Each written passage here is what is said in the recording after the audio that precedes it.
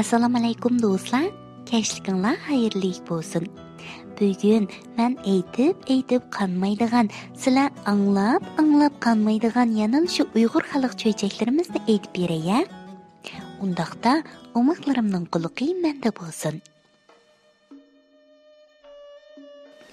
Cho'chak podshoh hushyor. Zamonning zamonasida bir podshoh bo'lib, uning ismi hushyor ekan.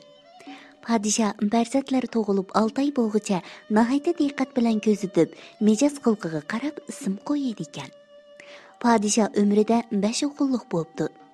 Cho'ng o'g'lining ismi Ushlar, ikkinchi o'g'lining ismi Yotar, uchinchi o'g'lining ismi Qatar, to'rtinchi o'g'lining ismi Patar, beshinchi o'g'lining ismi Satar ekan. Ushlar kishilarni o'rinsiz maqtaydigan yolg'onchi, Yotar hurun, Qatar o'sakchi, Patar hasadxo'r ekan. Satar bo'lsa har qanday ishda podshohning nomini sotadi ekan. Podshoh Hushyor yurtni nihoyatda adil so'rabdi. Xalq uningdan minnatdor bo'lib, uzun umr tilaydi ekan. Kunlar o'tib, oy o'tib, haq so'zlasak yil o'tib, podshoh qiribdi. 5 o'g'il bir-biriga bilindirmay, podshohlik taxtiga varislik qilish uchun har xil, har yangi yil-migirlarda bo'lib yuribdi. Bir kuni Ushlar podshoh sarining oldidagi qurib qolgan terakka yeshil rang surkab qo'yib ketibdi. Adisi Yotar bir tal yopirmoqlik notini terakning qo'zig'iga sanjib qo'yib ketibdi. 3-kuni Qatar Yotarnikidan cho'ngroq yopirmoqlik notini sanjib qo'yib ketibdi. 4-kuni Patar bir tal yopirmoqlik notini terakning ang quchig'iga sanjib qo'yib ketibdi. 5-kuni Satar yiltizliq bir ko'chatni yiliqi terakning yeniga tikib qo'yib ketibdi. Buni ko'rgan podshoh o'g'illarining o'zidan podshohlik taxtini talab qilayotganligini bilibdi-da, ularni bir-birlab oldiga chaqirib, aqlini sinab boqmoqchi bo'ldi. Podshoh Ushlarni chaqirib, mundaq debdi: Cho'ng bir tip to'g'roqning soyisida o'ltirib muhokama yurgizayotgan toliblar, agar ustimizdan bir tal tuxum tushsa, nimaning tuxumi deymiz, deyishib biz munozir qilishibdi. Seningcha nimaning tuxumi deyish kerak? deb so'rabdi. Ushlar: To'xoning tuxumi deyish kerak, debdi.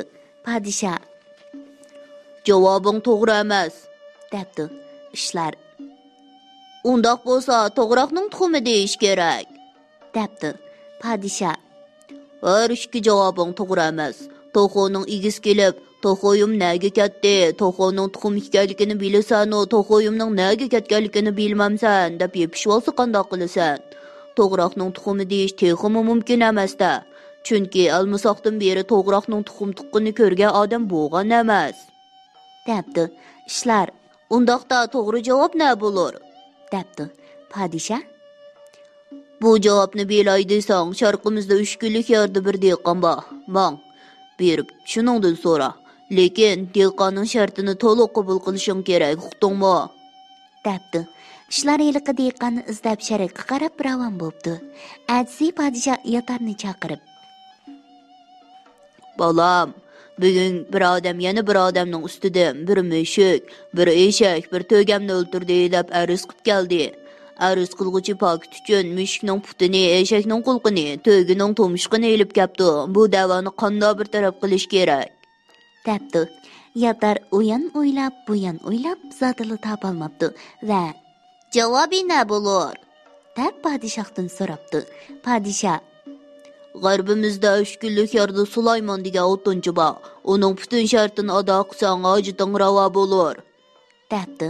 Yotar g'arbga qarab yo'llabdi. 3-kuni podshoh Qatarni chaqirib: Bolam, janubimizga bir aldi bir yo'lbos bo'lib, u bekmi yirtqushdi. Kech-kunduz kishilarga tahdid selib zodil orom bermaganti. Keyinchi bu yo'lbos zodil xiris qilmas bo'pti. Bu alning hukmdorligining tadbiri ne bo'lgan? debdi. Qatar aytib berolmabdi. Podshoh Qatarga: Janubimizda 3 kunlik yerda bola tarbiyalayotgan bir xalfatning mushkulini oson qilib duosiga muyassar bo'lsang, zehning kamol topqoy, debdi. Qatar janubga qarab safar qildi. 4-kuni podshoh Patarni chaqirib: Shimolimizga bir oldi 100 ming aholi bo'lib, bekmi tarqoq yashaydi ekan. Bu oldi faqat birli tovuz bo'lib, podshoh uni tilib fuqarolarni tovuz yeyishga taklif qilibdi. Bir oygacha puhralarning oyog'i uzilmabdi, lekinchi tovus tugamabdi. Puhralarning hech qaysi tovus jedili qilmabdi. Hukmron tovus yeyishda puhralarga qandoq shart qo'ygan? deb so'rabdi.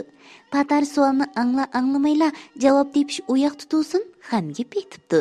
Podshoh Diyorimizning 3 kunlik shimoliga berib aql cho'qqi degan odamga bayat qilsang, armoningga darmon bo'lg'idek javobga erishsan. debdi. Patar shimolga qarab safar qildi. 5-kuni podshoh Satarni chaqirib, Burun bir alda intayin eg'ir qurg'oqchilik bo'lib, ochliq butunlay tugab, xalq yavi ko'ktatlarni yeb, yovvoyi hayvonlarni ovlab turmush kechiribdi. Faqat podshoh ordusida birli to'qash qopdi. Podshohning uni o'zi yevilishga ko'ngli unamabdi. Birariga yang ichida biri va adolatsizlik bo'lgudek, bo'lib basa hech kim to'ymagudek. Shu ahvolda uni puhrolarning hammasiga beribdi. Ularning orasidan biri yapdi. Podshoh qanday usul qo'llangan? deb so'rabdi. Satar beshini tatilab, hech qanday javob topolmabdi. Podshoh Neri toqqa bolsang bir podichi bo'vay bo. Shahzodalik to'ning selinsa, solomon elik elinsa, javobga muyassar bo'larsan. debdi. Satar buvayni izlab neri toqqa ketibdi. Podshoh tamaxur taxt varislarni ko'zdan neri qilib, puhracha kiyinib shahar arlab, kishilarning so'z harakatini ko'z tutdi. Bu chaqdan podshohning diqqatini bir muzdozning shogirdi jalb qilibdi. Muzdozning 10 necha shogirdi bo'lib, ularning ichidagi eng kichik bir yigitni nihoyatda pishiq eshidi ekan. Podshoh uning samimiy va astoydilligiga qoyil bo'lib, uni ko'zitishni davomlashtiribdi. Bir kuni podshoh Muzdozxonning oldiga kelishiga, biri kelib yiliqi shogirdga chariq tarafni ko'rsatib turib, "Uyingdagi o't ketdi" deb turishiga yana bir kelib, "G'arbiy darvozga bir to'l xotinning uyini suv besib ketdi" debdi. Shogird bola o'z uyi tarafga yugurmay, g'arbiy darvozaga tulxotinni qutqizishga mengibdi. Hammasidan burun yetib borgan shogird bola tulxotinni habash qilib, suvdan qutqizib chiqibdi. Buni ko'rgan podshoh bu shogirdning boshqalarga g'amguzorligidan ta'sirlanibdi va uni ko'zitishni davomlashtiribdi. Bir kuni podshoh Muzdozxonning oldiga kelishiga, bir muttaham kelib, buyurtgan o'tikni optida pul to'lamay mengibdi. Shogird pul talab qilsa, muttaham to'lidim deb shogirdning gapiga pisatma qilmay ketib etib, toshqa putlashib yiqilib tushibdi. Qo'lini sundirib elib, faryod chekibdi. Shogird uni yo'lab o'rindiqqa o'ltirg'izibdi-da, sinoqchi chaqirib kelib tongdiribdi. Podshoh uning qarni ko'ksining kengligini, yurtni so'rashga qodirligini mo'ljar qilib, adisi uning o'rniga chaqirtibdi. Podshoh shogirddan ushlardan so'ragan savolni so'rabdi. Shogird To'xoning tuxumi deyishga bo'lmaydi. Chunki biz to'xoni ko'midik. To'xoning uvisiz to'g'roqqa tug'ishi mumkin emas. To'g'roqning tuxumi deyishga texmi bo'lmaydi. Azaldan to'g'roq tuxum tuqqan emas. Bu yerda tuxumi mavjud emas. Agar ustimizga tuxum tushsa degan shartli mavjud. debdi. Podshoh shogirddan yatardan so'ragan savolni so'rabdi. Shogird Arz qilg'uchi muttaham, arz qilinguchi kichik bola ekan. Bolaning bexastaligidan o'ltirib qo'yg'ini to'shqan bo'lib, to'shqanning puti mushukka, quliqi eshakka, tumshqi to'ygiga o'xshaydi. Arz qilg'uchi mushu o'xshashlikdan foydalangan. debdi. Podshoh shogirddan qatardan so'ragan savolni so'rabdi. Shogird Bu aldagi hukmdorlar amalba yo'lvosning tukini yetishib ısılgan. Shuning bilan dushmanlashishni to'xtatgan yoki ular boshqa joydan boshqa bir yo'lvosni aplab elib kelgan. Ikki yo'lvos o'zaro xiris qilishib, odamlarni esidan chiqarib qo'ygan. debdi. Podshoh shogirddan patardan so'ragan savolni so'rabdi. Shogird Bu alda aholi tarqoq o'ltiraqlashgan. Oldidagilar kelib tovuzni yeyli deysa, tang yegan tangi singar, yolg'iz yegan yega, jam bo'lganda yegilik degan hikmatlik so'zi yozilgan. Oldidagilar kaynadigilarni kutib ketib qolgan. Kaynadigilar oldidagilar bilan jam bo'la olmagan. Shu sababli tovuz yana eshib qolgan. Hech kim tovuz jidil qila olmagan. debdi. Podshoh shogirddan Satardan so'ragan savolni so'rabdi. Shogird Bu bir to'qashni podshoh bir chaqirim yerga qo'yib, kim burun bo'lsa shu olsin degan shart bilan hammani yugurtgan. Yugurganlarning faqat birinchi bo'lib berib to'qashni olgan. Qolganlari da'vo qilay desa, podshoh ilov deb qo'yib qo'ygani rost. Ololmagan gunoh o'zida, shunga hech kim norozi bo'lmagan. debdi. Podshoh shogirdning ahliga qoyil bo'lib, shogirdni podshoh deb chaqirlabdi. O'zi keyingi ishlardan xotirjam bo'ldi.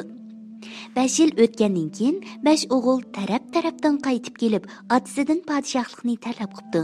Podshoh ularga: "Yangi podshohning yeniga berib, uningga ko'rininglar. Birer arvaga choq bo'lib qolsanglar, ajab emas", debdi. O'g'illar: "Shuncha riyozat chekib choq bo'ldigan bo'lsak, bu yetkil bo'lmaydigan manzilkan", deb podshohlik tamasdan o'zil-kesil voz kechibdi.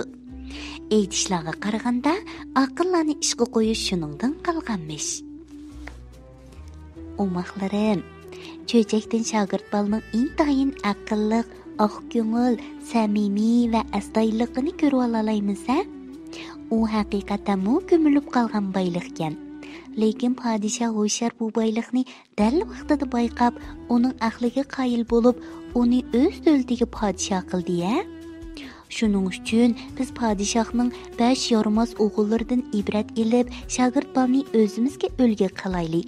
Aqlli, oq ko'ngil, samimiy bola bo'laylikmi? Undaqda o'maqlarim, bugungi cho'chkimizni mo'sh yergacha aytib beray-ya. Oxirda Dilala hadanglarga agishib tuvandagi bolalar qo'shqini o'gininglarchi. Balalar qo'shqi inaga boradi. Bo'ra naga boradi, qo'y qishig'a qo'tanga, qo'ylar qandoq qiladi, qo'ychi barg'u qo'tanda. Tulka naga boradi, to'g'ulaga katakka, yeb ketarmi ularni, qo'lib barg'u katakda. Toyg'in naga boradi, bo'ra tulka qishig'a, qo'rqim dekin ulardan, tasdak urar beshig'a. Kichik shoirlar kesh bo'lib ketibdi, amiz bugun boldur uxlanglarchimi? Tatliq tushlar sizlarga mira bo'lsin.